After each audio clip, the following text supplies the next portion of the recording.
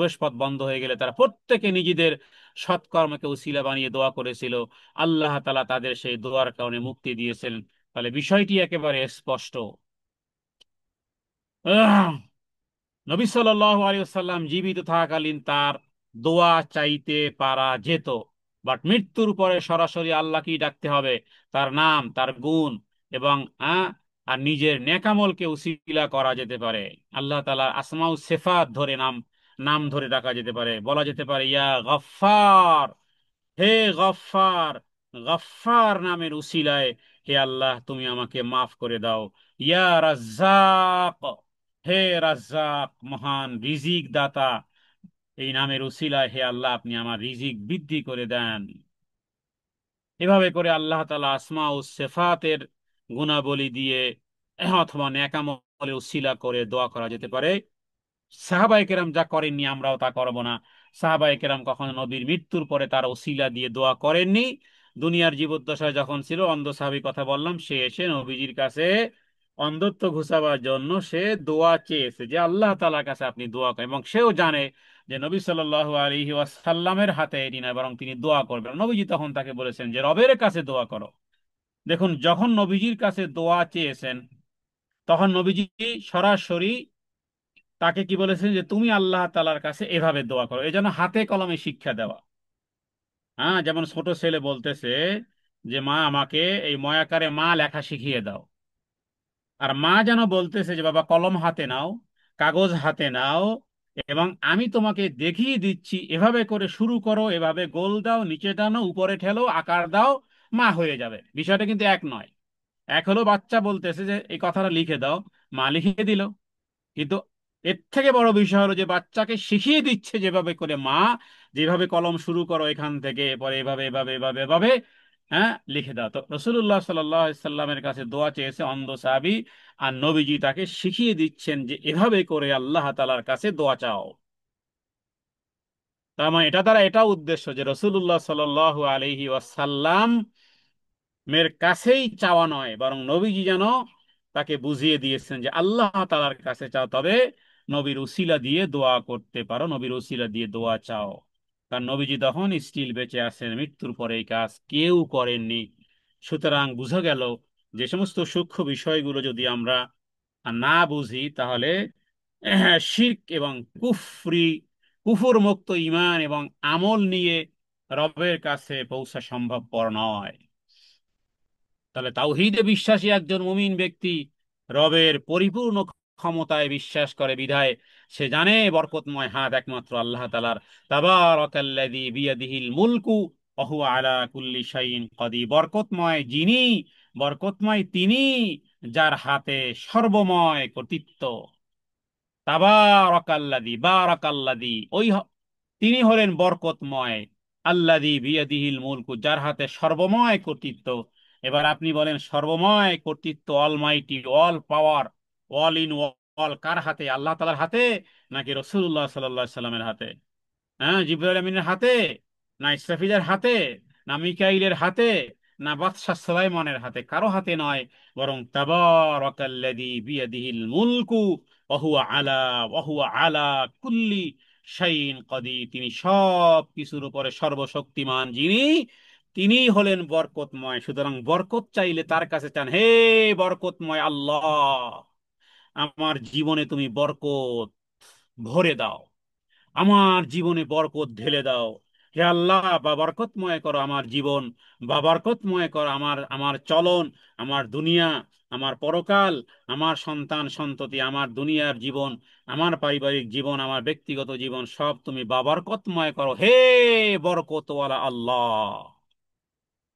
তাহলে তাওহীদে বিশ্বাসের মাধ্যমে মুমিন ব্যক্তি মহান রবের পরিপূর্ণ ক্ষমতায় বিশ্বাস করে, এর সাথে আর কাউকে, অন্য কাউকে ভায়া অথবা পার্সেন্টেজ অথবা এর সাথে সংমিশ্রণ ইত্যাদি কখনোই করে না। তাওহীদের ববরকত। আল্লাহ তাআলা বলেছেন, আলা লাহুল খালকু ওয়াল আমরু তাবারাকাল্লাহু রব্বুল আলামিন। জেনে রাখো, সৃষ্টি এবং নির্দেশ একমাত্র তারই। মহান আল্লাহ তাআলা যিনি সকল সৃষ্টির রব, যিনি সকল সৃষ্টির রব, তিনি হলেন মহান আল্লাহ সুবহানাহু ওয়া তাআলা। তাহলে যিনি সৃষ্টি করেছেন, সৃষ্টিকারীকে মোহাম্মদ সাল্লাল্লাহু আলাইহি সাল্লাম সৃষ্টি করেছেন? না, তিনি তো সৃষ্টিত, তিনি তো সৃজিত। মোহাম্মদ সাল্লাল্লাহু আলাইহি সাল্লাম জন্মগ্রহণ করেছেন। মোহাম্মদ সাল্লাল্লাহু আলাইহি ওয়াসাল্লাম একজন মাখলুক, আমরাও মাখলুক। খালেক হলেন আল্লাহ তাআলা, যিনি সৃষ্টি করেছেন তারই চলবে আদেশ। জি, আমি একটু হোল্ড করছি 2 মিনিটের জন্য।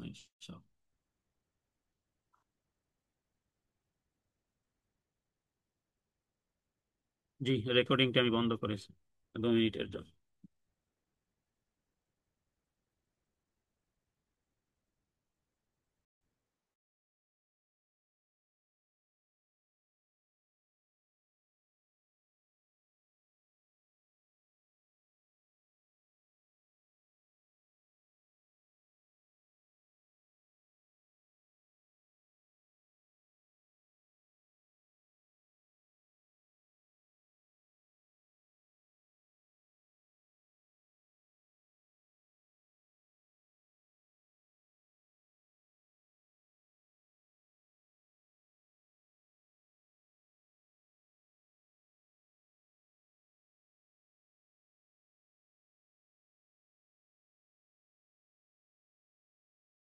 আমরা এই আয়াতের মাধ্যমে বুঝতে পারলাম যে আল্লাহ তাআলা বলতেছেন, জেনে রাখো সৃষ্টি যিনি করেছেন, নির্দেশ তারই একমাত্র।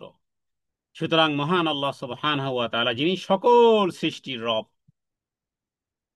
তাহলে বোঝা যায় যে তাওহীদ যদি আমরা সত্যিকার অর্থে ধারণ করতে পারি, তাহলে তাওহীদের অনুসারী একজন ব্যক্তি সত্যের ব্যাপারে সাহসী হয় এবং সত্যের উপরে সে দৃঢ় থাকে। আমরা ধাপে ধাপে তাওহীদের বিষয়ে আলোচনার মধ্যে ইনশাআল্লাহ বিষয়টি উল্লেখ করব। গত পর্বে, গত সপ্তাহে আমরা উসুলুস সালাসা, তিনটি মূলনীতি, তিনটি এমন অমোঘ মূলনীতি যা নাকি প্রত্যেক ব্যক্তির জন্য জানাটা অপরিহার্য, তার কিছু বিষয় আমরা গত পর্বে আলোচনা করেছিলাম। এর মধ্যে একটা বড় একটা বিষয় ছিল যে আল ওয়ালাহ ওয়াল বারাহ। এটা একটা গুরুত্বপূর্ণ বিষয়, এবং যেটা আমরা না বুঝার কারণে আমাদের মধ্যে ইমানের যে ঘাটতিগুলো আসে, অনেক সময় আমরা কোরআন সুন্নাহর বিষয়গুলোকে সহজে মেনে নিতে পারি না। কেন? এটার এই কারণ, সেটা হলো যে আমরা আল ওয়ালাহ ওয়াল বারা ভালো করে বুঝতে পারিনি।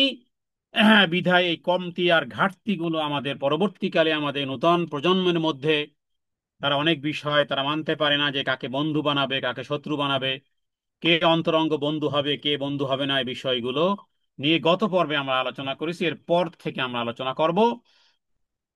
এই কারণে যে এগুলো এতটাই গুরুত্বপূর্ণ বিষয়, যে একজন ইমানদার ব্যক্তি কখনোই সে তার নিজের পিতা, নিজের ভাই, নিজের বন্ধু, বন্ধুকেও কখনোই সে ইমানের অপেক্ষা, ইমানের অপেক্ষা কুফরিকে কখনোই সে প্রিয় মনে করতে পারবে না, যদিও তার পিতাই হোক না কেন, যদি তার সন্তান হোক না কেন, ভাই হোক, বোন হোক, স্ত্রী হোক। এই কারণে যে যারা তাদেরকে বন্ধুরূপে গ্রহণ করবে তারা হবে জালেম। কোরআনুল কারিমে সূরা মুজাদালার একটি আয়াত সর্বশেষ, এবং সূরা তাওবার 24 নম্বর আয়াতের ব্যাখ্যা শেষ করেছিলাম আমরা ইতিপূর্বে। আজকের এরপর থেকে আমরা বলবো যে আল্লাহ তাআলার, আল্লাহ তাআলার পছন্দনীয়তা, আল্লাহ তাআলা কোন কাজে খুশি হন, কোন কাজে অসন্তুষ্ট হন, ঈমান এবং তাওহীদের সাথে বিষয়টিও জানা, যে আমার রব কোন কাজে সন্তুষ্ট হন, কোন কাজে তিনি অসন্তুষ্ট হন। আল্লাহ তাআলার পছন্দনীয় বিষয়গুলো, একজন ইমানদার ব্যক্তি সে আল্লাহ তাআলা পছন্দনীয় বিষয়গুলো কোরআন এবং সুন্নাহ থেকে যখন জানবে, তখন সেটি মানার চেষ্টা করবে। এবং এটা যদি না করা হয়, এটাই হলো কবরে যে তিনটি প্রশ্নের প্রথম যে প্রশ্ন ছিল, আমার রব্বুক, তোমার প্রভুকে। তো সেই ক্ষেত্রে বান্দা তার রবকে জানবে, এবং রবের পরিচয় জানবে, এবং রবের পছন্দনীয় কি সে বিষয়গুলো জানবে, যে আমার রব কোন কোন কি জিনিস পছন্দ করেন, কোন জিনিস অপছন্দ করেন। এর মধ্যে এরপরে নবীর নবীর বিষয় এবং দ্বীনের বিষয়। আমরা প্রথম যে বিষয়টি, রবের পছন্দনীয় কি, কোরআন এবং সুন্নাতে যদি আমরা দেখি যে আল্লাহ তাআলা কি কি পছন্দ করেন এবং কি কি অপছন্দ করেন, এর মধ্যে প্রথম নম্বর ওয়ান, যেটাকে আমরা নম্বর ওয়ান করতে পারি, নম্বরিং করতে পারি, সেটি হলো এই যে ইন্নাল্লাহ লা ইয়াগফিরু আন ইউশরাকা বিহি ওয়া ইয়াগফিরু মা দুনা যালিকা লিমান ইয়াশা। আর আরেকটি আয়াতে আল্লাহ তাআলা বলেছেন, ইন্নাহু মান ইউশরিক বিল্লাহি ফাকাদ হাররামাল্লাহু আলাইহিল জান্নাহ। জান্নাতটা কি? আসলে জান্নাতটা হলো রবের সন্তুষ্টির জায়গা। জাহান্নামটা কি? জাহান্নাম হলো আল্লাহ তাআলার অসন্তুষ্টির জায়গা। তাহলে এই আয়াতে আল্লাহ তাআলা বলতেছেন, নিশ্চয়ই যে ব্যক্তি আমার সাথে অংশীদারিত্ব স্থাপন করবে, ফাকাদ হাররামাল্লাহ আলাইহিল জান্নাহ, আল্লাহ তাআলা তার জন্য জান্নাতকে হারাম করে দিবেন। তার মানে আমার পছন্দনীয় জায়গাতে প্রবেশ করা ওর জন্য হারাম। তাহলে বোঝা যায় যে কতটা অপছন্দনীয় সে। এই জন্য বললাম যে সবার উপরে আল্লাহর পছন্দ অপছন্দের সবচেয়ে বড় পছন্দ কি? সবচেয়ে বড় পছন্দ হলো আল্লাহ তাআলার দুটি জিনিস। একটা হলো অপছন্দনীয়তার নম্বর ওয়ান, এটাকে যদি প্রশ্ন আকারেও লিখতে চান সেটাও লিখতে পারেন। মনের মধ্যে অন্ততপক্ষে সামান্য সামান্য কয়েকটা জিনিস তো আমরা মনে রাখতেই পারি, যে যদি বলা হয় যে আল্লাহর সবচেয়ে পছন্দনীয় জিনিস কি, আচ্ছা আল্লাহর সবচেয়ে অপছন্দনীয় জিনিস কি? পছন্দনীয় অপছন্দনীয় দুটি জিনিস জেনে গেলে আমাদের জন্য সহজ হবে। যদি বলা হয় আল্লাহ তাআলার সবচেয়ে অপছন্দনীয় বিষয় কি, তাহলে আমরা এই যে মাত্র আয়াত তেলাওয়াত করলাম, সূরা আন-নিসা 48 নম্বর আয়াত, সূরা মায়েদার 72 নম্বর আয়াত, এখানে আমরা জানতে পারলাম আল্লাহ তাআলার কাছে সবচেয়ে অপছন্দনীয় বিষয় হলো যে ব্যক্তি শিরিক করবে, আল্লাহ তাআলার সাথে শরিক করবে, আল্লাহ তাআলা তার প্রতি সবচেয়ে অসন্তুষ্ট। এবং এই কথাটাকে, এই যে আমি এখন ছোট্ট একটা কথা বললাম, এই কথার উপর বেস করে, ভিত্তি করে কোরআনুল কারীমের 1000 আয়াত দেয়া যাবে। হ্যাঁ, মোর দেন 1000 আয়াত এটার রেফারেন্স হিসেবে দেওয়া যাবে কোরআনুল কারীমে। এটাকে সূত্র করে, বা আপনি নিজের কাছে কোরআন থাকলে আপনি নিজেই কোরআন পড়া শুরু করেন তো, দেখেন তো গোটা কোরআনুল কারীমে যেন আল্লাহ তাআলা কাদেরকে পছন্দের ভালোবাসার অফার করেছেন, আবার কাউকে, কিছু মানুষকে যেন আল্লাহ তাআলা তার রাগ, তার গোস্বা এবং লানত, অভিসম্পাত, জাহান্নামের ভয়, শাস্তির ভয় ইত্যাদি আল্লাহ তাআলা উল্লেখ করেছেন। তাহলে দুটো জিনিস মিলালে বোঝা যায় যে কোরআনুল কারীমে প্রায় মোর দ্যান 2000 আয়াত আছে। তাহলে এত বড় একটা বড় বিষয় আপনি এক কথার মধ্যে কি মনে রাখতে পারবেন না? হ্যাঁ, ছোট্ট একটা ছোট্ট একটা কলিং বেল টিপ দিলে যদি বিশাল একটা দরজা ওপেন হয়, তা আপনি কি ওই দরজা নিয়ে ধাক্কাধাক্কি করাটাকে বুদ্ধিমানের কাজ, নাকি রিমোট কন্ট্রোলে চাপ দিলেই বিশাল লোহার দরজা সরে যাবে? কোনটা বুদ্ধিমানের কাজ? এজন্য নাম্বারিং করলাম যে আল্লাহ তাআলার কাছে সবচেয়ে বড় অপছন্দনীয় যেই কাজ, সেটি হলো ইন্নাহু মান ইউশরিক বিল্লাহ ফাকাদ হাররামাল্লাহু আলাইহিল জান্নাহ ওয়া মাওয়াহুন নার ওয়া মা লিয-যালিমিন মিন আনসার। যে ব্যক্তি রবের সাথে অংশীদারিত্ব স্থাপন করবে, আল্লাহ তাআলার পছন্দনীয় যেই জায়গা, যেই জান্নাত, সেখানে প্রবেশ করা তার জন্য হারাম করে দিবেন। আর ওর ঠিকানা তো জাহান্নাম, যেখানে আমার রাগ, যেখানে আমার গোস্বা। জাহান্নাম হলো আমার, জাহান্নাম হলো আল্লাহ তাআলার রাগান্বিত জায়গা, রাগান্বিত স্থান, সেখানে তার ঠিকানা হবে। এবং এই রকমের অত্যাচারীদের, এই রকমের অমালিয যালিমিন মিন আনসারে হলো সবচেয়ে বড় অপরাধী, এর মতন অত্যাচারীদের কোনো সাহায্যকারী থাকবে না। তাহলে বোঝা যায় যে আল্লাহ তাআলার অপছন্দনীয়তার সবার উপরে অ্যাট দ্য টপ লেভেলে সেটি হলো যে রবের সাথে শিরক করা। এবার আসি পছন্দনীয় কি হে আল্লাহ, তোমার কাছে সবচেয়ে পছন্দনীয় কি বলো? বান্দা হিসেবে জানতে চাই, যাতে করে মানতে পারি। জানতে পারলেই তো মানার আগ্রহ সৃষ্টি হবে। এবার যদি কোরআনুল কারীমকে জিজ্ঞেস করি, হে কোরআন, হ্যাঁ রবের সবচেয়ে অপছন্দনীয় জিনিস তো জানলাম, এবার জানতে চাই রবের সবচেয়ে পছন্দনীয় বিষয় কি? তাহলে কোরআনুল কারীম যেন বলতেছে যে দেখো, ওয়ান্নাল মাসাজিদা লিল্লাহ ফালা তাদউ মা আল্লাহি আহাদা, ফালা তাদউ মা আল্লাহি আহাদা। এটা হলো মূল বিষয়। আল্লাহ তাআলার সাথে অন্য কাউকে ডাকো না। সূরা ফাতিহা থেকেই শুরু হয়েছে আলহামদুলিল্লাহি রাব্বিল আলামিন। আলহামদুলিল্লাহ রাব্বিল আলামিন বলা মানে আপনি বুঝেন যে আপনি আর জীবনে কারো প্রশংসায় পঞ্চমুখ হয়ে এমন কোন প্রশংসা করার যোগ্যতা, সার্টিফিকেট এবং আপনার মুখের ভাষাকে আপনি যেন চুক্তিবদ্ধ দিয়ে দিয়েছেন। কখনো কখনো ওই মুসলেকা দিয়ে ছেড়ে দেয় না, যেটা করবেন না, বলতেও পারবেন না কাউকে, মুসলেকা দিয়ে ছেড়ে দেওয়া হয়েছে। হ্যাঁ, যখন আপনি বলেছেন আলহামদুলিল্লাহি রব্বিল আলামিন, সমস্ত প্রশংসা, সমস্ত প্রশংসা, যাবতীয় প্রশংসা লিল্লাহি রব্বিল আলামিন। লাম এখানে লামে খাস, শুধুমাত্র আমি আল্লাহ সুবহানাহু ওয়া তাআলার জন্য। তাহলে আর কারো প্রশংসা আপনি যদি করেন, আর কারো যদি প্রশংসা আপনি যদি করেন, তাহলে এই আয়াতের যোগ্যতা হারিয়ে ফেললেন। কারো বিষয়ে, কারো বিষয়ে বলতে হলে, ভালো কিছু বলতে হলে ইতিবাচক ধারণা তো আমরা রাখবো। আমরা আশা করি তিনি, আশা করি এই ভালো চরিত্র, আশা করি তিনি এরকম এরকমই কথা বলবো। কাউকে সার্টিফিকেট নয়, আমার নেতার চরিত্র ফুলের মতো পবিত্র না, ওভাবে নয়। কারণ আমরা প্রশংসা শুধুমাত্র কার জন্য? আল্লাহ সুবহানাহু ওয়া তাআলার জন্য। এরপরে সামনে আয়াতগুলো পড়েন, হ্যাঁ, এরপরে পড়েন, এরপরে পড়েন, এরপরে পড়বেন ইয়াকা না'বুদু ওয়া ইয়াকা নাস্তাঈন। হে আল্লাহ, তোমারই ইবাদত করি, তোমার কাছে সাহায্য প্রার্থনা করি। তাহলে আল্লাহ তাআলার কাছে এট দ্য টপ লেভেলের সবচেয়ে বেশি পছন্দের যে বিষয়টি, সেটি হলো যে আমরা শুধুমাত্র আল্লাহ তাআলাকে ডাকবো আর অন্য কাউকে ডাকবো না। এটার উপরে 1000-এর আয়াতের রেফারেন্স দেওয়া যাবে কোরআনুল কারীমের আয়াত থেকে। কোরআনুল কারীমে কত শত আয়াতে, কত শত আয়াতে যে আল্লাহ তাআলা বারবার বলেছেন ওয়ায়াকুনা দ্দীনু কুল্লুহু লিল্লাহ মুখলিসিনা লাহুদ্দীন হুনাফা ওয়ায়ুকি, এই যে হুনাফা, ওয়ায়াকুনা দ্দীনু কুল্লুহু লিল্লাহ, হ্যাঁ, তার মানে সম্পূর্ণরূপে ইন্নাদ-দীনা ইনদাল্লাহিল ইসলাম। হ্যাঁ, আপনি যেখান থেকে খোলেন না কেন, আপনি এই প্রতিচ্ছবি দেখতে পাবেন যে আল্লাহ তাআলা কি ডাকো, আল্লাহ তাআলার কাছে সাহায্য প্রার্থনা করো, অন্য কারো কাছে নয়।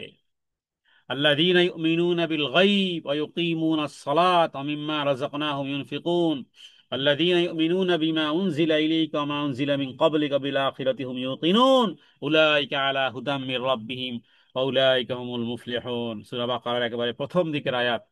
হ্যাঁ, আলিফ লাম মিম যালিকাল কিতাব লা রাইবা ফি হুদাল লিল মুত্তাকিন, মুত্তাকিনদের জন্য, যারা আল্লাহকে ভয় করে, আল্লাহর জন্য খাস করে, হ্যাঁ, ঈমান আনে, অদৃশ্যের উপরে সালাত আদায় করে, কার জন্য? হ্যাঁ, যদি এটা করে, ইন তাকফুরু ফাইন্নাল্লাহা গানিয়্যুন আনকুম ওয়া লা ইয়ারদা লিইবাদিহিল কুফর ওয়া ইন তাশকুরু ইয়ারদাহু লাকুম। দেখো, তোমরা যদি রবের প্রতি কৃতজ্ঞ হও, তোমরা অকৃতজ্ঞ হলে আল্লাহ তাআলা তোমাদের মুখাপেক্ষী নন, তিনি তার বান্দাদের অকৃতজ্ঞ পছন্দ করেন না। কৃতজ্ঞ হও, তাহলে তিনি তার এটা পছন্দ। তাহলে কৃতজ্ঞতার বড় বিষয় কি? কৃতজ্ঞতার বড় বিষয় কি? আপনাকে কেউ ইনভাইট করেছেন, আপনি তাকে বাহবা দিয়েছেন, হ্যাঁ, মিষ্টি 5 কেজি নিয়ে উপস্থিত হয়েছেন, কৃতজ্ঞতা না, কৃতজ্ঞতা তো ওই রবের, ওই রবের আলহামদুলিল্লাহি রব্বিল আলামিন। এই জন্য এককভাবে যদি কেউ আপনাদের প্রশংসা করতে আসে, বাধা দিবেন যে দেখেন, আমি যদি আপনাকে যতটুকু করতে পেরেছি ওই আল্লাহর ইচ্ছায় করতে পেরেছি। কারণ যদি আমি করতে পারতাম তাহলে, হ্যাঁ, তাহলে এটার ফলাফল তো আমারই, কিন্তু এটার তৌফিক যিনি দিয়েছেন, তাহলে উভয়ে, কেউ কাউকে হেল্প করলে, কেউ কাউকে সহযোগিতা করলে আগে প্রশংসা উভয় আদায় করবে। যিনি দান করতেছেন তিনি আবার মনে মনে যেটা ভাবেন যে আমি তো দিচ্ছি, আমি তো দিচ্ছি, আরে তোমাকে আল্লাহ তাআলা দেওয়ার তৌফিক দিয়েছেন, এজন্য তুমিও বলবে আলহামদুলিল্লাহ রব্বিল আলামিন। আর যিনি গ্রহণ করেছেন তিনিও একেবারে গোলামের বাচ্চার মতন, একেবারে মানে তার যেন গোলাম হয়ে গেছে। আরে গোলাম তো তুমি আল্লাহর, তোমার তোমার জন্য রিজিকে হয়তো বা আল্লাহ তাআলা তার মাধ্যমে কিছু দিয়েছেন, সুতরাং তুমিও ফেরত আসো, তুমিও বলো আলহামদুলিল্লাহ রব্বিল আলামিন। তাহলে যিনি দিচ্ছেন তিনি এই জন্য আল্লাহর শুকরিয়া আদায় করবেন যে আমাকে আল্লাহ দেওয়ার তৌফিক দিয়েছেন।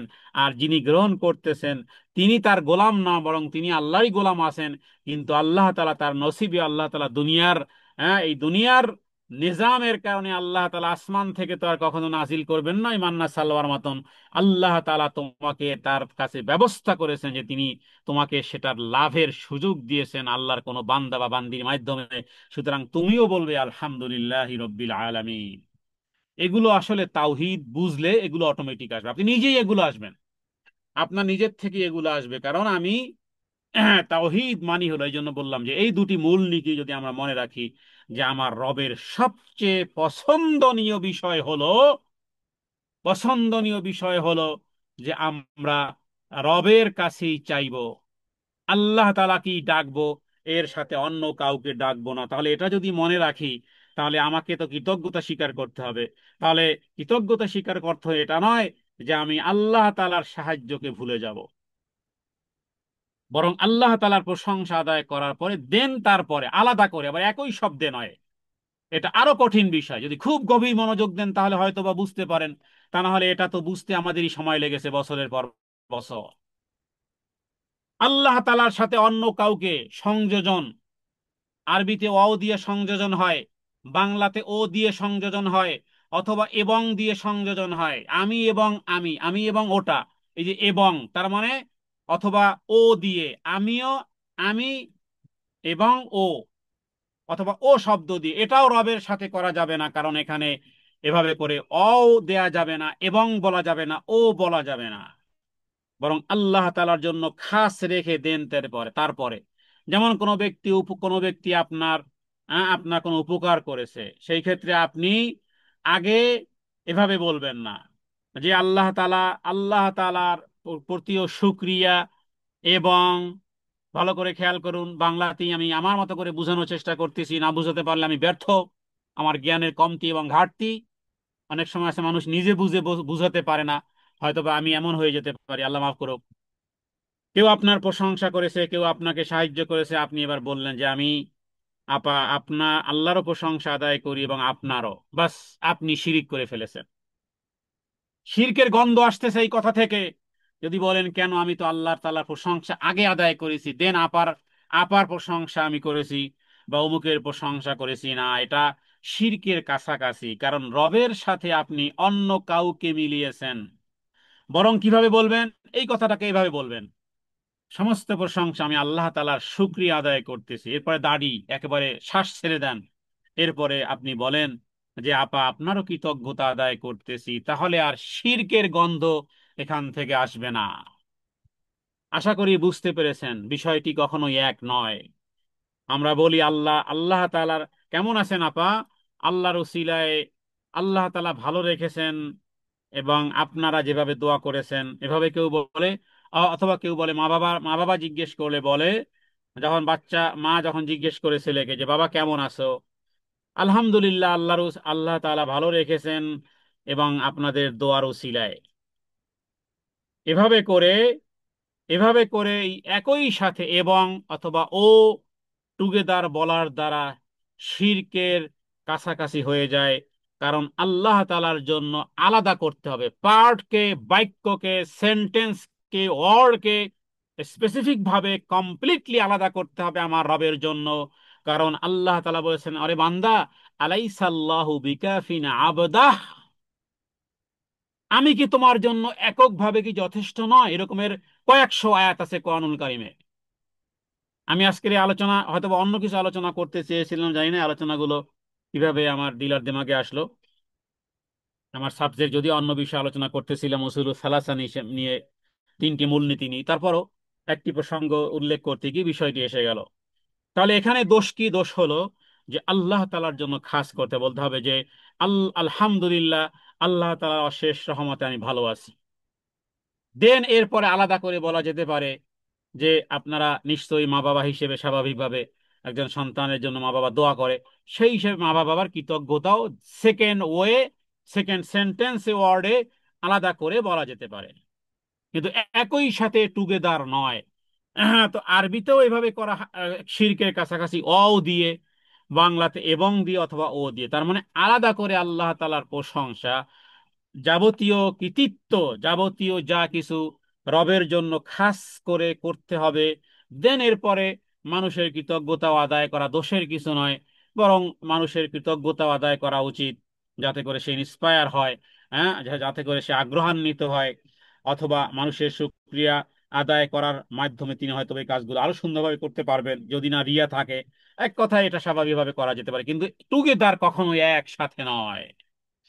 কারণ আল্লাহ তা ওই যে বললাম না, ফালা তাদউ মাআল্লাহি আহাদা, শুধুমাত্র কেবলমাত্র আল্লাহ তাআলাকেই ডাকা, অন্য কারো কাছে দোয়া করা নয়, অন্য কারো কাছে অন্য কাউকে ডেকো না। ফালা তাদউ, অন্য কাউকে ডেকো না, মাআল্লাহি, আল্লাহ তাআলার সাথে, আল্লাহর জন্য খাস। আপনি জানেন এই জন্য ওলামায়ে কেরামরা বলেন যে এক জায়গাতে আল্লাহু এবং মোহাম্মদ লিখে রাখাটা অন্যায়। এটার অনেকগুলো অনেকগুলো কারণ আছে। এই কারণে যে আপনি এমন একজনকে, যিনি আল্লাহ তাআলার কাছে মাহবুব, যিনি আল্লাহ তাআলার কাছে প্রিয়, কিন্তু আল্লাহর তো সমান নয়, আপনি কিভাবে আল্লাহ তাআলার সাথে সমানে সমান জায়গাতে আপনি এনেছেন? এটা মাখলুক। একজন তো খালেক আর একজন তো মাখলুক।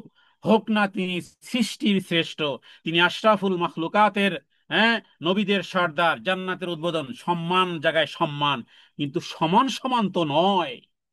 সমান সমান তো আল্লাহ তাআলার সমান সমান নয়। কারণ তিনি মাখলুক, তিনি ইবাদত করেছেন, তিনি কেঁদেছেন, তিনি চেয়েছেন, তিনি ইস্তেগফার করেছেন। শত সহস্রবার ইস্তেগফার যিনি করতেন আল্লাহ তাআলার কাছে, যার আগের আর পরের গুনাহ মাফ করে দেওয়া হয়েছে, আল্লাহ তাআলা তাকে সম্মানিত করেছেন, মর্যাদা দিয়েছেন, রাহমাতুল লিল আলামিন বানিয়েছে, কিন্তু সমান তো নয়। তাহলে কিভাবে আপনি আল্লাহ তাআলার সামনাসামনি আপনি মুহাম্মদ সাল্লাল্লাহু আলাইহি সাল্লামের নামটা বসান? যদিও আরবির গ্রামারের মধ্যে আরো বেশ কিছু দূরতম সম্পর্ক আছে।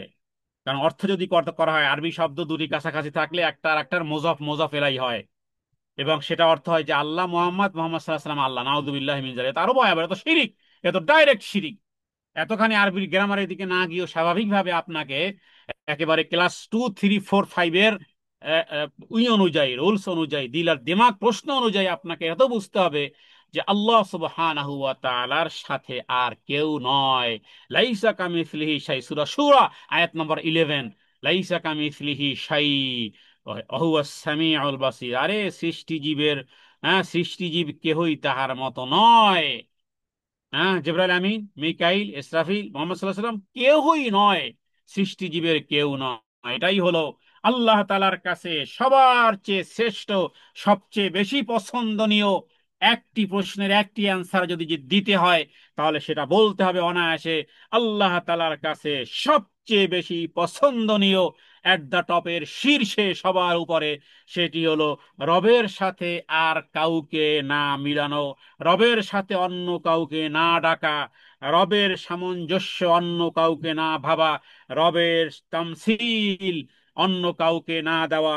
কারণ আমাদের রব, আমাদের উদাহরণ, আমাদের তামসিল থেকে অনেক অনেক অনেক অনেক ঊর্ধ্বে।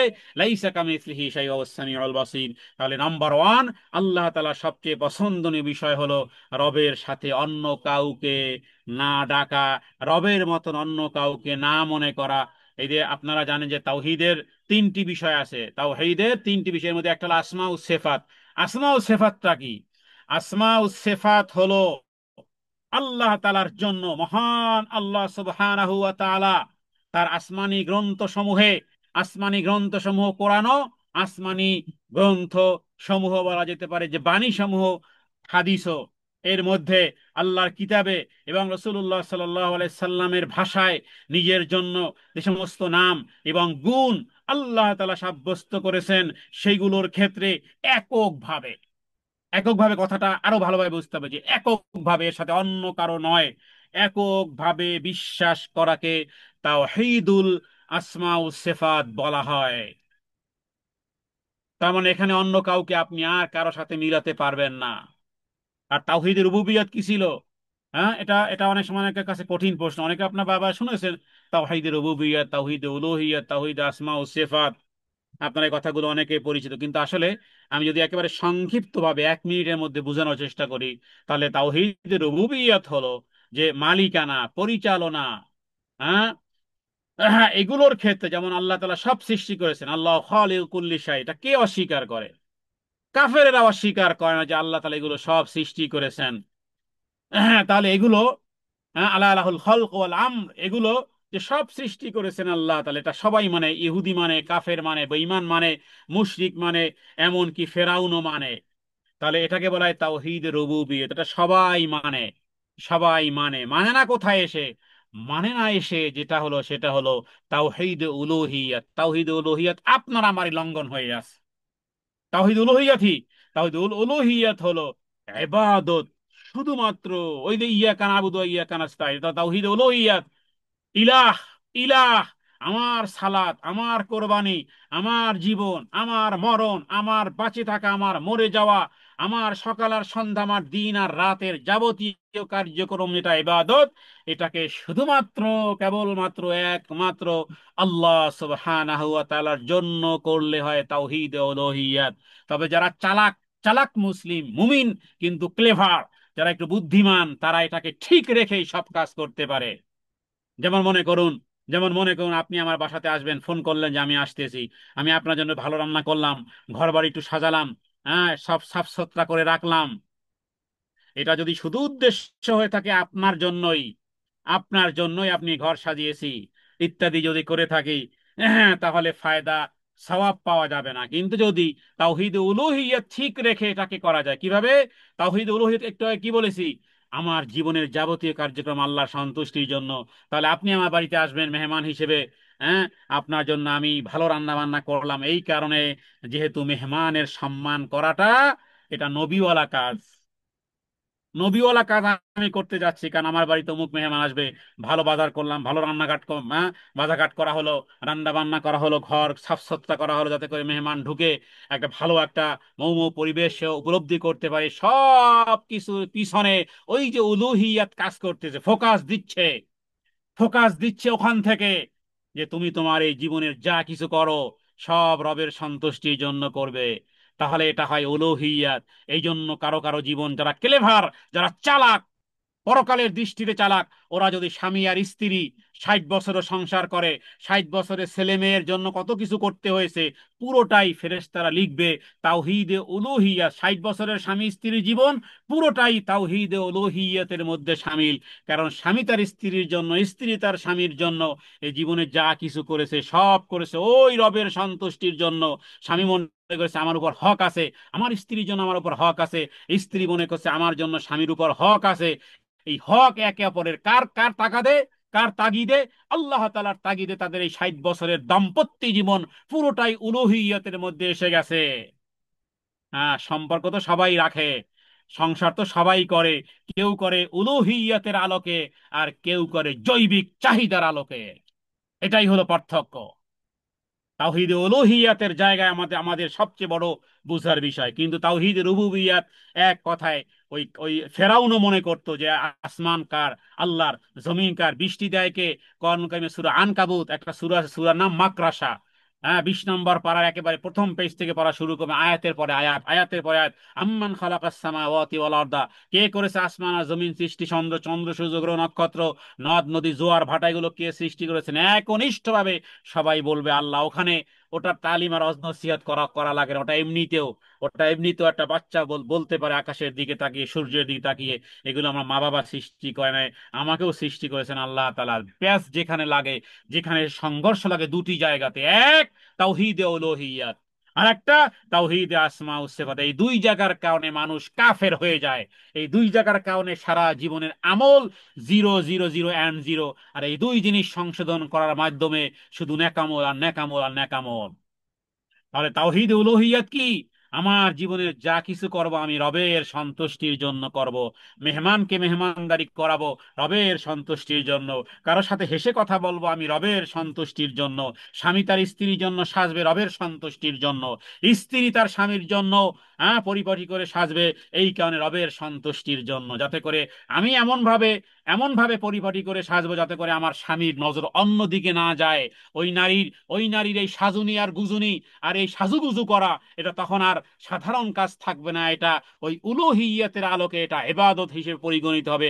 কারণ সে তো আল্লাহর হুকুম পালন করতেছে, ও তো সাজুগুজু করতেছে না, ও তো আল্লাহর হুকুম পালন করতেছে। বড় বিষয়, বড় বিষয়।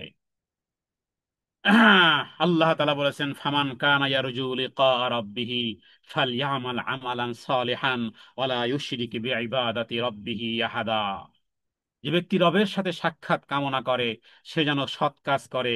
সৎ কাজ তখন থাকে যদি রবের উদ্দেশ্যে করা হয়। আর রবের উদ্দেশ্যে যদি না করা হয়, চাই সেটা হজ, চাই সেটা উমরা, চাই সেটা দান, চাই সেটা জিহাদ, চাই সেটা কোরআনুল কারীম হাদিসের তেলাওয়াত অথবা আলোচনা, অথবা দান সৎকার মতন বিশাল মসজিদ বানিয়েছেন, বিশাল হসপিটাল বানিয়েছেন, বিশাল জনগণের খেদমত করেছেন, কিন্তু রবের সন্তুষ্টি নেই। ফলাফল কিয়ামতের দিন শুধু জিরোই নয়, বরং আল্লাহ তাআলা এতটা রাগান্বিত হবেন, বলবেন কিয়ামতের দিন, তুমি না দুনিয়াতে এই কাজ করেছিলা, এত বড় বড় কাজ করেছিলা? বান্দা বলবে, হ্যাঁ হ্যাঁ, আমি তো এই কাজ করেছিলাম আল্লাহ।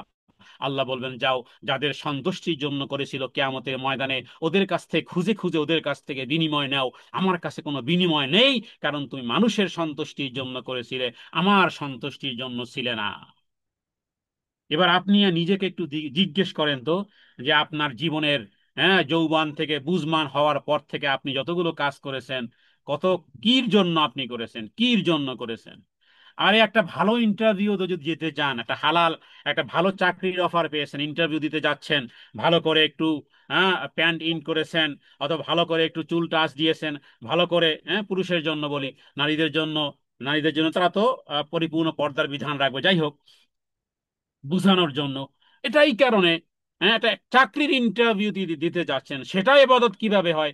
ওই তাওহীদে উলুহিয়াত বুঝলে, যে এটা আমার ইবাদত, আমি হালাল রুজি অন্বেষণ করাটা ইবাদত, হালাল রুজি ইনকাম করব, বেশি টাকা পয়সা ইনকাম করব, যাতে করে আমার দায় দায়িত্বে যারা আছেন, মা আছেন, বাবা আছেন, ভাই আছেন, বোন আছেন, ছেলে আছে, মেয়ে আছে, স্ত্রী পুত্র, এদের জন্য খরচা করব, আল্লাহর রাস্তায় দান করবো, যেন একটু বড় চাকরি করতে চাচ্ছি, বেশি টাকা পয়সা হালাল ভাবে ইনকাম করতে চাচ্ছি, তাহলে এই চাকরির ইন্টারভিউতে ভিউতে যাওয়ার জন্য আপনার প্রস্তুতি, এটাও উলুহিয়াতের মধ্যে, এটাও ইবাদত হিসেবে পরিগণিত হচ্ছে। এভাবে করে দুনিয়ার জীবনের যাবতীয় কার্যক্রম আপনার উলুহিয়াতের আলোকে ইবাদত হিসেবে পরিগণিত হয়।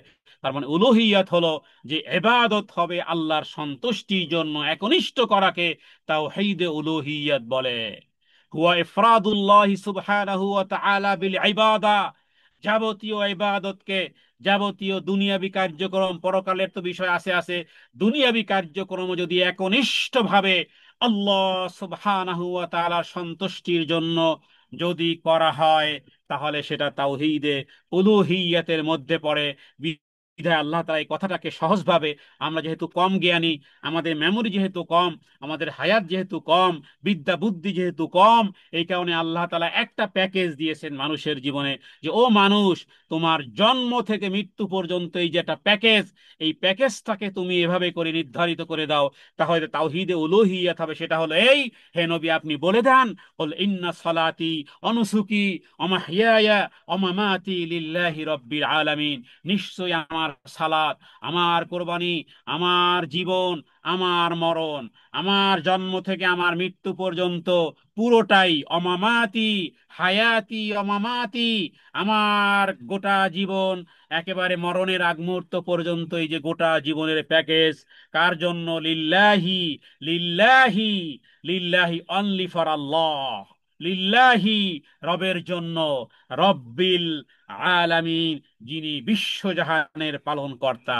এ হলো ওই যে বলেছিলাম, আলহামদুলিল্লাহি রব্বিল আলামিন, এলো রবের প্রশংসায়, রবের প্রশংসা, এইভাবে, এইভাবে বুঝার জন্য, যে তাহলে আমার জীবন, গোটা জীবন তাওহীদে উলুহিয়াতের আলোকে ঝলমল ঝলমল ঝলমল করতেছে।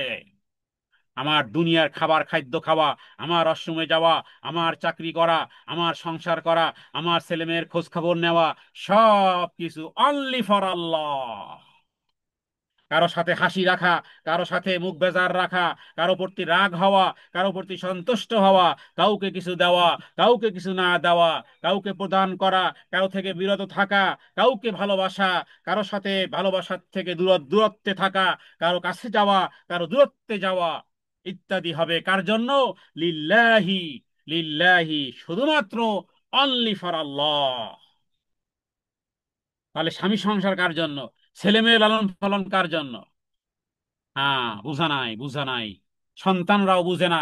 সন্তানদেরকে শেখানো হয়েছে ডাক্তার হবে, ইঞ্জিনিয়ার হবে, হ্যাঁ, এভাবে করে আইন আইন বিষয়ে পড়াশোনা করে আইনমন্ত্রী হবে, আইনের ছাত্র হবে, এভাবে করবে, বড় বড় চাকরি করবে, টাকা পয়সা ইনকাম করবে, সুখী জীবন যাপন করবে। মা বাবাও প্রাউড ফিল করে, আমার মেয়েটা অমুক দেশে যেতে পেরেছে, আমার মেয়েটা অমুক দেশে অমুক জায়গাতে চাকরি করতে পেরেছে, প্রাউড ফিল করে। অথচ তাকে যদি বুঝানো যেত, জন্ম থেকে মৃত্যু পর্যন্ত দুনিয়ার জীবদ্দশায় যা কিছু করবে, লিল্লাহি, লিল্লাহি, লিল্লাহি, অনলি ফর আল্লাহ, রবের জন্য করতে হবে। এই কাজগুলো তো করবে, কিন্তু রবের জন্য, এই মূল সূত্র, মূল সূত্র ঠিক রেখে করলে, তাহলে সন্তান সন্তানরা দুনিয়ার জ্ঞানের সাথে রবকে ভুলে যেত না। লিল্লাহি তো ভুলছে ভুলছে, হ্যাঁ, অনলি ফর আল্লাহ তো ভুলছে ভুলছে, আল্লাহকেই ফরগেট করে ফেলেছে।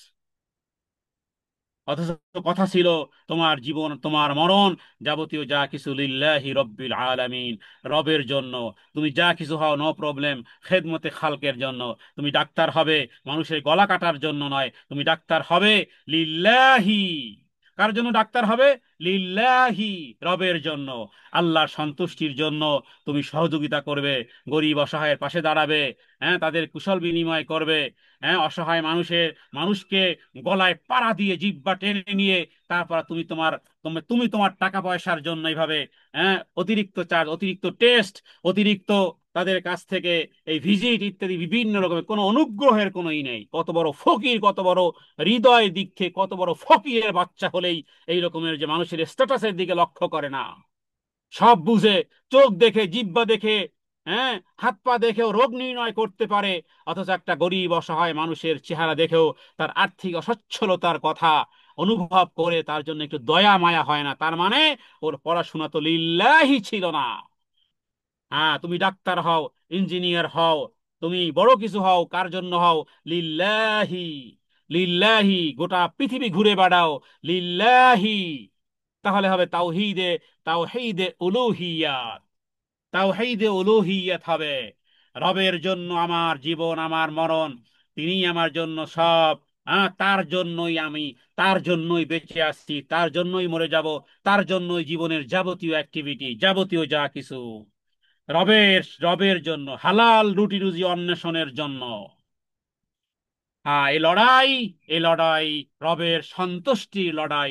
এই লড়াই শুধু টাকা পয়সার অর্জনের লড়াই নয়, তবে বুদ্ধিমানেরাই তারা এইভাবে করে গুছিয়ে নিতে পারে। রব্বে কারিমের কাছে দোয়া করা যে হে আল্লাহ, আপনি আমাদেরকে ওই জ্ঞানী বানান, যেই জ্ঞানী হলে দুনিয়ার পরকাল, দুনিয়ার যাবতীয় জীবন সুখময় হবে, নেককারময় হবে, তোমার সন্তুষ্টিমূলক হবে, তাওহীদে উলুহিয়তের আলোকে ঝলমল করবে, তাওহীদে আসমা ও সিফাতের আলোকে গ্রহণযোগ্য হবে, অ্যাকসেপ্ট হবে। হে আল্লাহ, ওই জ্ঞান তুমি দাও। এজন্য নবীজি দোয়া করতেন, আল্লাহুম্মা ইন্নী আসআলুকা ইলমান নাফিআ। হে আল্লাহ, ওই জ্ঞান দাও যেই জ্ঞান উপকার বয়ে নিয়ে আসে। এটা হ্যাঁ, এরকমের জ্ঞান পৃথিবীর কোনো কলেজ বিশ্ববিদ্যালয়ে শেখানো হবে না। শয়তান সম্পর্কিত পৃথিবীর কোনো কলেজে, পৃথিবীর কোনো বিশ্ববিদ্যালয়, পৃথিবীর কোনো নামি দামি কোনো বিশ্ববিদ্যালয় শয়তান সম্পর্কে, ডেভিল সম্পর্কে কোনো বই, কোনো কিতাব কেউ আজ পর্যন্ত প্রমাণ দিতে পারবেন না কোনোদিন। কারণ এ বিষয়ে কোনো জ্ঞান, আমাদের সন্তানরা শয়তান সম্পর্কে কিছু জানে? অথচ কোরআনুল কারীম পড়ার আগে ওই মহান রব্বুল আলামিনের নামে, যিনি দয়াময়, তিনি পরম দয়ালু, তার নামে শুরু করার আগে আল্লাহ তাআলার নির্দেশ হলো, ও পৃথিবীর মানুষ, ওয়াইদা কোরিয়াল, যখন তোমরা কোরআনুল কারীম পড়তে যাও, ফাস্তাইদ বিল্লাহি মিনাশ শাইতানির রাজিম, বিতাড়িত মরদুদ শয়তান থেকে আগে পানা চাও।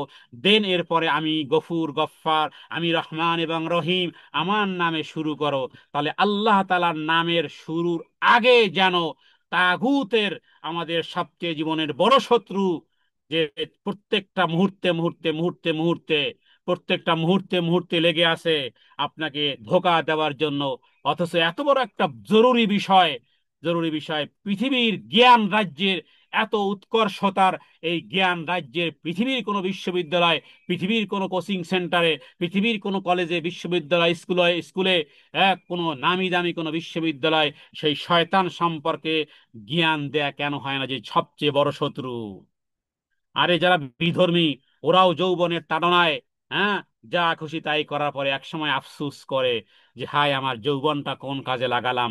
তার মানে শয়তান তাই বিভ্রান্ত করে এমন একটা পর্যায়ে নিয়ে গেছে যে এবার সে ওই বেঈমান, ওই বিধর্মী, ওই ইহুদি, আর ওই নাসারা, আর ওই খ্রিস্টান, আর ওই রবকে অস্বীকারী, রবে আনুগত্য ফরমার থেকে উল্টো পথ, উল্টো পৃষ্ঠ প্রদর্শনকারীও আফসুসে হাত কামড়াচ্ছে যে হায়, আমার যৌবনটা কোন কাজে ব্যয় করলাম। হ্যাঁ, অনুশোচনা তো ওকেও আসে। আর কিয়ামতের দিন সূরা ইব্রাহিমের মধ্যে আল্লাহ তাআলা শয়তানের একটা ভাষণ রেকর্ড করেছেন কোরআনুল কারীমের 13 নম্বর পারাতে। সূরা ইব্রাহিমের মধ্যে এভাবে পারবেন, শুরু হয়েছে ভাষণটা এভাবে, অকাল শাইতান, শয়তান বলতেছে। হ্যাঁ, কোরআনুল কারীমের আয়াতে, ওই আয়াতটা ভালো করে দেখে নিবেন, যেহেতু 1 ঘন্টা হয়ে গেছে, আলোচনা শেষ করে ফেলবো, শুধু ইঙ্গিত দিয়ে রাখলাম। কোরআনুল কারীমে ওই আয়াতের মধ্যে, সূরা ইব্রাহিমের ওই আয়াতের মধ্যে শয়তানের ভাষণ আল্লাহ রেকর্ড করেছেন। কিয়ামতের দিন একটা উঁচু জায়গায় দাঁড়াবে, শয়তান এবার ভাষণ দিবে। পৃথিবীর মানুষ শয়তানের ভাষণ একেবারে অপলক নেত্রে একবারে তাকিয়ে থাকবে, শুনবে। শয়তানের ভাষণ কি? আল্লাহ তাআলা বলতেছেন, অকালা শাইতানু লাম্মা কুদিয়াল আমরু ইন্নাল্লাহা ওয়াদাকুম আদাল হাক্কি ওয়া'আদতুকুম ফাআখলাফতুকুম ওমা কানা লিয়া আলাইকুম মিন সুলতান ইন দাউতুকুম ফাস্তাজাবতুম লি ফালা তালুমুনি আলুমু আনফুসাকুম মা আনা বিমুসরিখিকুম ওমা আনতুম বিমুসরিখিয়া ইন্নী কাফারাতু বিমা আশরাকতুমুনি মিন ক্বাবলু ইন্না যালিমিনা লাহুম আযাবুন আলীম। শয়তানের ভাষণ।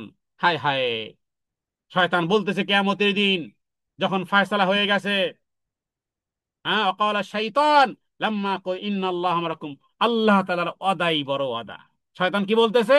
রবের ওয়াদা যেটা ছিল ওটাই ছিল সত্য ওয়াদা, আমি যে ওয়াদা দিয়েছিলাম এ সব ছিল মিথ্যা ওয়াদা।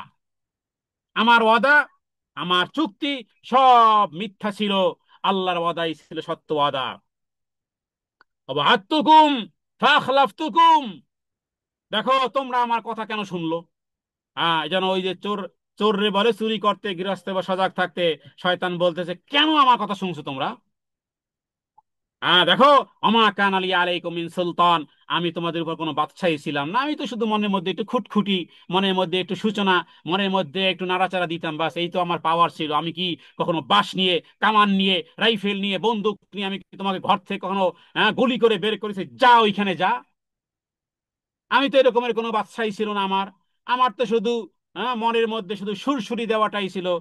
আল্লাযী ওয়াসওয়াসু ফি সুদুরিন নাস, আমা কানা লি আলাইকুম মিন সুলতান ইন দাআউতুকুম, আমি ডাক দিয়েছি, ফাস্তাজাবতুম লি, কেন আমার ডাকে সাড়া দিয়েছো? ফালা তালুমুনি, খবরদার আমাকে আজকে ভৎসনা করবে না। অলুমু আনফুসাকুম, তুমি তোমার নিজেকেই ভৎসনা করো। শয়তানের ভাষণ। মা আনা বিমুসরিখিকুম, খবরদার আমাকে ভৎসনা করবে না, ভৎসনা তুমি তোমাকেই করো। হায়, সম্মানিত উপস্থিতি, সুতরাং আমরা আমাদের জীবনের যাবতীয় কার্যক্রমকে যদি আল্লাহর সন্তুষ্টির জন্য রাসূলুল্লাহ সাল্লাল্লাহু আলাইহি ওয়াসাল্লামের সুন্নাত অনুযায়ী যদি করতে পারি, তাহলে গোটা জীবন, যাবতীয় গোটা জীবন আমাদের উলুহিয়াতে পর্যবসিত হবে।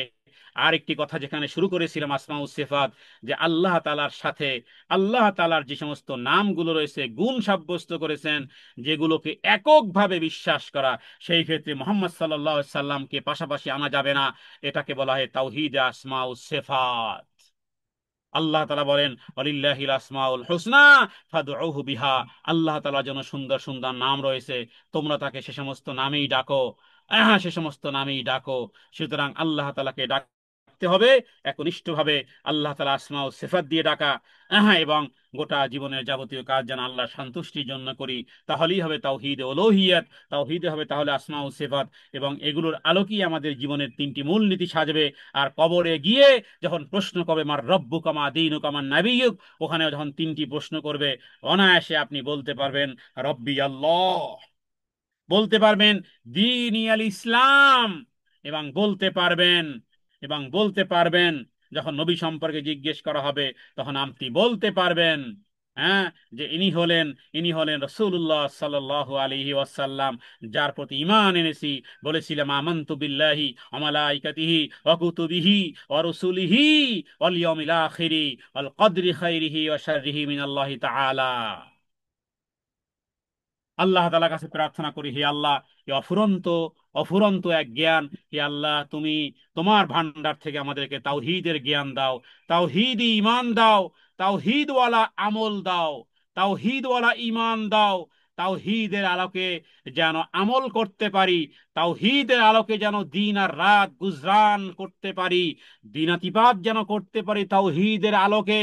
তাওহীদের আলোকে যেন আমার জীবন, আমার মরণ, আমার ব্যক্তিগত জীবন, আমার পারিবারিক জীবন, আমার সাংসারিক, আমার রাষ্ট্রীয় জীবন, আমার ইন্টারন্যাশনাল লাইফ, আমার চিন্তাধারা, আমার জ্ঞান গবেষণা যেন শুধুমাত্র শুধুমাত্র কেবলমাত্র হয় ওই আলোকে, যেই আলোকে তুমি বারবার শিখিয়েছো, ইয়াকা নাবুদু ওয়া ইয়াকা নাস্তাঈন, শুধুমাত্র তোমার জন্য, লিল্লাহি, লিল্লাহি, লিল্লাহি রব্বিল আলামিন, শুধুমাত্র আল্লাহ তাআলার জন্যই যেন আমরা আমাদের আমলকে, আমাদের ঈমানকে যেন তাওহীদের আলোকে সাজাতে পারি, শিরক মুক্ত ঈমান যেন এবং আমল যেন গড়তে পারি, কিতাবুত তাওহীদের জ্ঞান আল্লাহ তুমি আমাদেরকে দান করো, ঈমান নিয়ে যেন বাঁচতে পারি, ঈমান নিয়ে যেন মরতে পারি।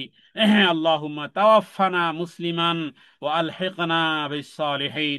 اللهم توفنا مسلما وألحقنا بالصالحين. اللهم توفنا مسلما وألحقنا بالصالحين. رب أوزعني أن أشكر نعمتك التي أنعمت علي وعلى والدي وأن أعمل صالحا ترضاه وأدخلنا برحمتك في عبادك الصالحين. ربنا تقبل منا إنك أنت السميع العليم وتب علينا إنك أنت التواب الرحيم. اللهم زدنا ولا تنقصنا وأكرمنا ولا تهنا وأعطنا ولا تحرمنا وآثرنا ولا تؤثر علينا وأرضنا وأرض عنا وأرضنا وأرض عنا وأرضنا وأرض عنا. رضينا بالله ربا وبالإسلام دينا وبمحمد نبيا رسولا صلى الله عليه وسلم. سبحان ربك رب العزة عما يصفون وسلام على المرسلين والحمد لله رب العالمين. سبحانك اللهم وبحمدك نشهد أن لا إله إلا أنت ونستغفرك ونتوب إليك. السلام عليكم ورحمة الله وبركاته.